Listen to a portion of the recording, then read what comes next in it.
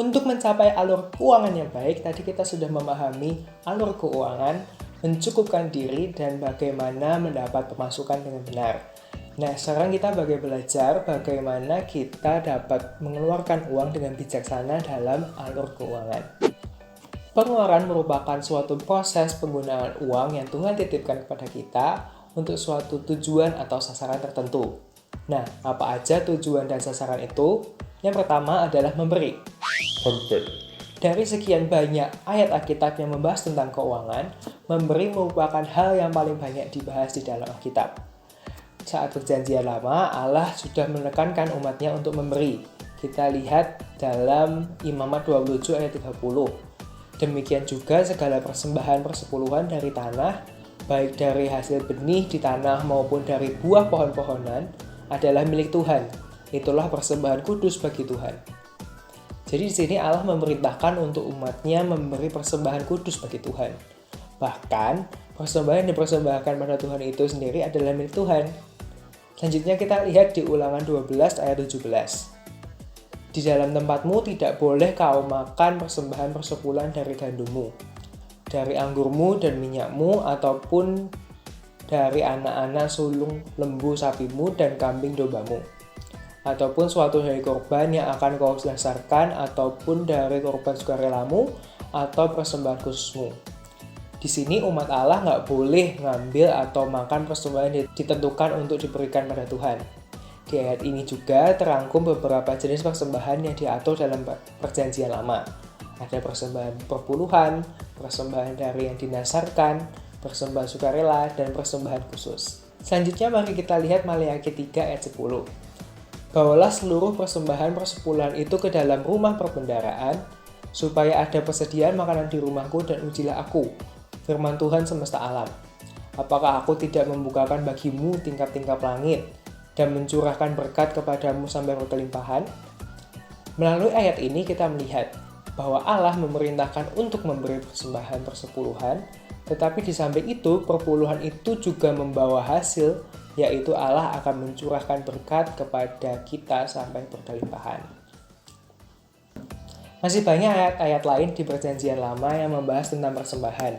Nah, berarti di sini kita bisa lihat ya bahwa Allah memerintahkan umatnya untuk memberikan persembahan atau pemberian, dan umatnya harus menaatinya. Lalu bagaimana dengan perjanjian baru? Dalam Alkitab perjanjian baru pun Allah tetap ingin agar umatnya memberi persembahan atau pemberian.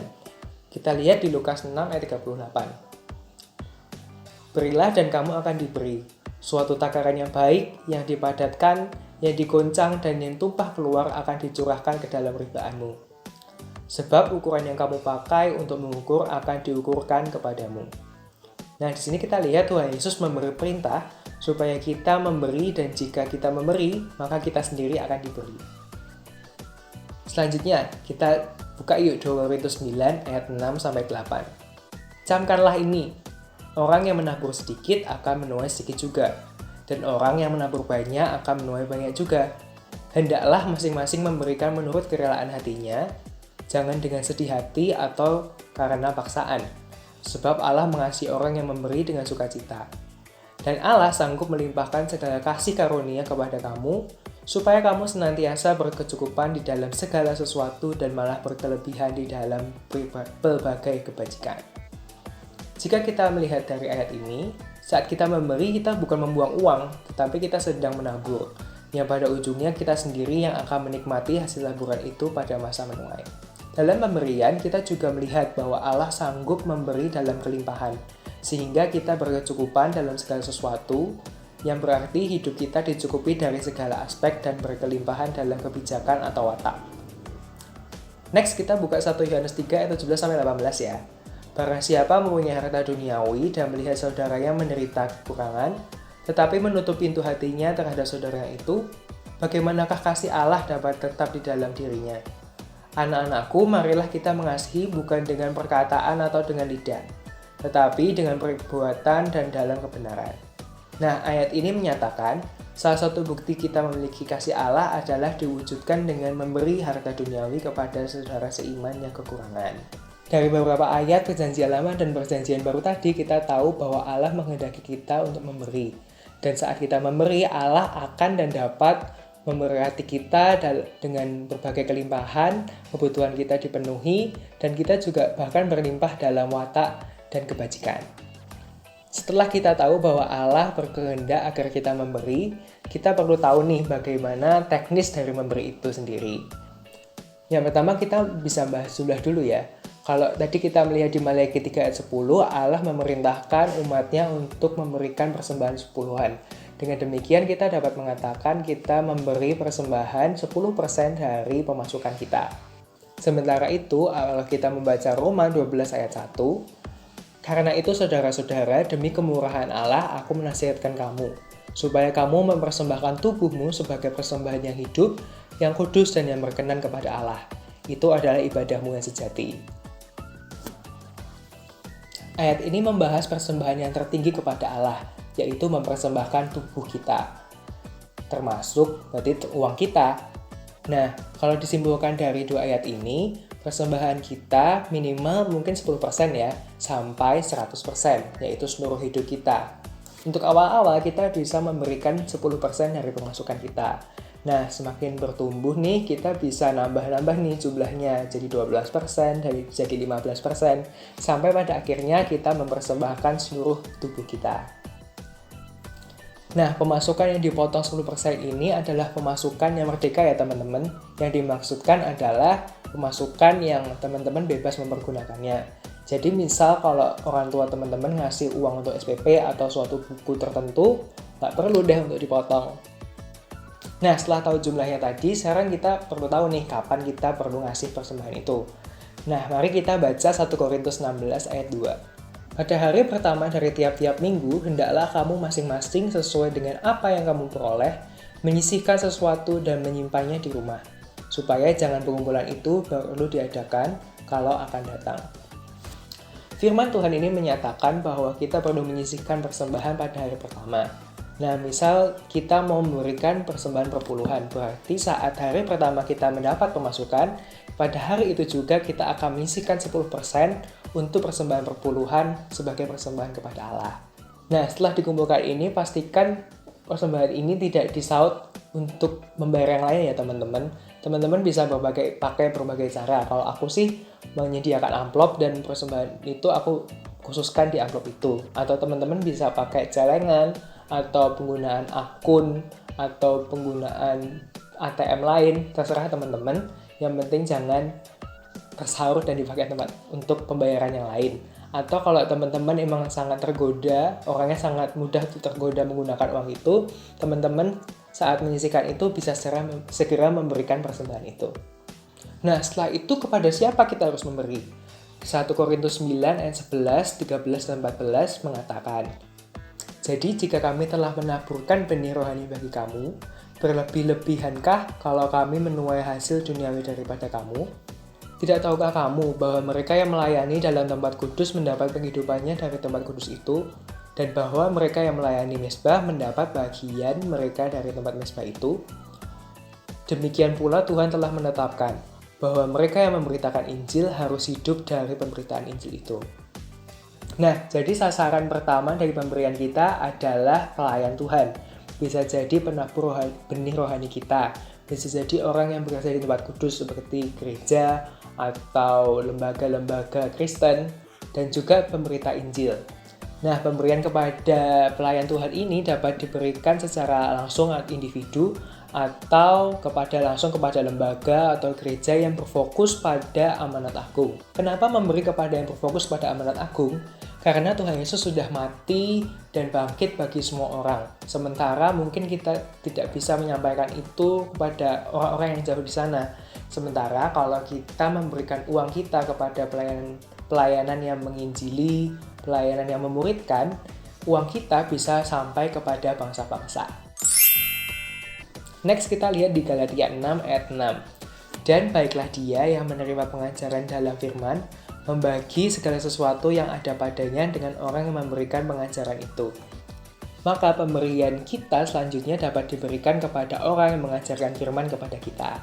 Selanjutnya kita lihat 1 Yohanes 3 ayat 16-17. Demikianlah kita ketahui kasih Kristus, yaitu bahwa ia telah menyerahkan nyawanya untuk kita.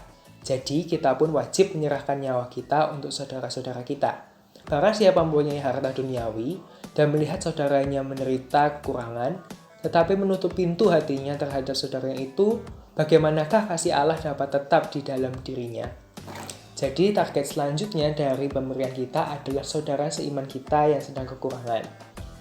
Selanjutnya kalau kita lihat di Efesus 4 ayat 28, orang-orang yang mencuri janganlah ia mencuri lagi, tetapi baiklah ia bekerja keras dan melakukan pekerjaan yang baik dengan tangannya sendiri, supaya ia dapat membagikan sesuatu kepada orang yang berkekurangan. Nah, ternyata Tuhan Yesus juga mau kita memperhatikan orang yang berkekurangan dengan memberi pemberian kepada mereka. Nah, gimana? Udah kebayang siapa aja yang bisa jadi target dari pemberian teman-teman? Nah, tapi pemberian kita pun terbatas jumlahnya. Karena itu teman-teman bisa doakan siapa yang bisa jadi target dari pemberian teman-teman. Bisa satu atau beberapa dari daftar tadi. Dan teman-teman juga bisa doakan berapa jumlahnya atau persentasenya. Dan teman-teman bisa segera memberikannya. Pengeluaran selanjutnya adalah menabung dan investasi. Kita lihat Amsal 6 ayat 6-8. Hai pemalas, pergilah kepada semut. Perhatikanlah lakunya dan jadilah bijak. Biarpun tidak ada pemimpinnya, pengaturnya, atau penguasanya, ia menyediakan rotinya di musim panas dan mengumpulkan makanannya pada waktu panen. Firman Tuhan menyuruh kita melihat bagaimana semut bekerja. Semut mengumpulkan makanannya untuk musim panas. Meskipun mereka kecil, kemampuannya juga kecil, tapi mereka melakukannya secara terus-menerus. Begitulah saran firman Tuhan agar kita menjadi bijak. Ini bukan masalah berapa besar yang akan kita tabung, tetapi bagaimana kita bisa menabung secara teratur. Nah, pastikan ya setiap kita minimal sebulan sekali kita menabung. Kita bisa mulai dengan jumlah berapapun yang kita mampu, tetapi mari kita pupuk bersama kebiasaan menabung ini, sehingga pada masa kita membutuhkan uang, pada masa depan kita memiliki cadangan uang. Nah, bagaimana ya caranya? Pertama, kita bisa mengalokasikan suatu nilai atau persentase dari pemasukan kita. Selanjutnya, kita bisa menentukan nih, kita mau pakai celengan, atau pakai ATM, atau pakai akun khusus untuk menyimpan tabungan itu. Nah, terus kita bisa gunakan tabungan ini hanya saat urgent aja ya teman-teman, jangan digunakan semena-mena. Nah, selain untuk menabung secara umum, teman-teman juga bisa anggarkan ya, menabung untuk hal-hal khusus. Misalnya teman-teman mau mengikuti retreat, teman-teman bisa menabung untuk biaya retreat. Atau teman-teman mau beli HP, teman-teman bisa anggarin menabung untuk beli HP dan lain-lain. Nah, jika kita ada uang lebih atau besok saat kita bekerja, kita bisa mulai belajar tentang investasi. Nah, melalui investasi ini kita tidak hanya sekedar menabung, tapi juga mendapat keuntungan karena investasi tersebut.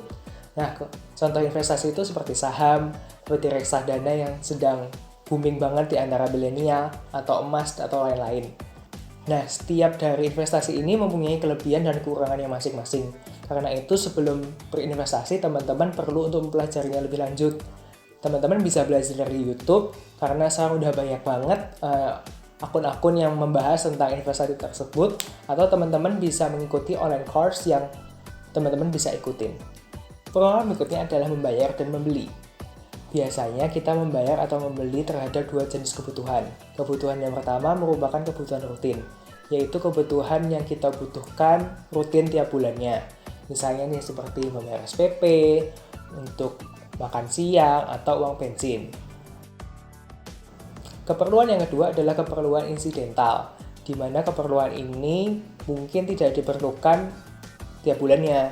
Misalnya nih, pajak motor, misalnya ikut lomba, atau nonton bioskop. Nah, dalam membeli kebutuhan ini, prinsipnya adalah kita membeli hal-hal yang pokok terlebih dahulu. Baru setelah hal-hal pokok dapat terpenuhi, kita dapat membeli yang kita inginkan atau yang berupa hiburan. Selain itu, kita juga harus mengingat prinsip mencukupkan diri.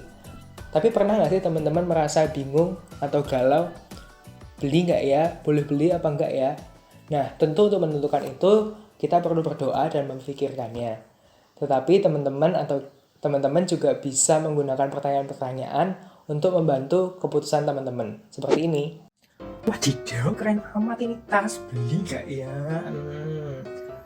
Yes, masih ada nih tas yang udah aku doain. Beli nggak ya? Apakah kamu butuh bantuan dalam mengambil keputusan? Siapa tuh? Halo? Aku suara hatimu yang akan menolongmu. Jadi, apakah pembelian ini akan memaksa kamu untuk berhutang? Harus pinjam duit mama dulu sih. Aku udah nabung buat beli ini. Oke, apakah kamu merasa ragu-ragu mengenai pembelian ini? Hehehe. Enggak sih, yakin kok kalau aku butuh. Apakah Tuhan sudah memimpin kamu untuk memakai uang ini bagi keperluan orang lain? Belum tanya Tuhan. Hehehe. Enggak deh. Apakah kamu sudah memberi kesempatan kepada Tuhan untuk memberikannya kepada kamu? Belum sih, kan baru lihat. Ya gimana ya? Sepertinya udah, aku kan udah doain sejak lama. Selanjutnya, apakah pertumbuhan rohani kamu akan terhalang karenanya? Gue beli biar kelihatan keren sih, jadi sombong dong ya. Enggak deh, kayaknya kan ini dipakai buat tas aku pergi saat tidur besok. Dan aku nggak ada tas lain yang cukup buat dibawa. Apakah pembelian ini akan menolong keluarga kamu? Aku bahkan udah lama gak tanya kabar mereka. Mereka semua udah berucapan kok. Apakah motivasi membeli ini bersumber dari kasih akan harta benda? Iya ya. Nope. Apakah ini investasi yang baik? Don't think so ya. Secara nggak langsung sih, kan tas ini buat study tour. Kalau aku study tour dengan baik, kan pengetahuanku bertambah. Oke, yang terakhir nih. Apakah kamu terburu-buru dalam pembelian ini? Iya. Udah 2 bulan kok aku doainnya. Jadi, Jika jawaban-jawaban kita cenderung melanggar atau tidak sesuai dengan firman Tuhan tersebut, lebih baik kita tidak membelinya. ya udah deh, goodbye tas keren. Bye-bye. Tapi apabila sudah sesuai ini dengan firman Tuhan, silahkan teman-teman membelinya. Nah itu teman-teman, tadi kita udah belajar tentang pengeluaran. Sebelumnya kita tadi juga udah belajar tentang pemasukan. Nah, sekarang kita belajar yuk tentang bagaimana mengelola semua ini agar menjadi bijak dan bertanggung jawab. See you on the next video.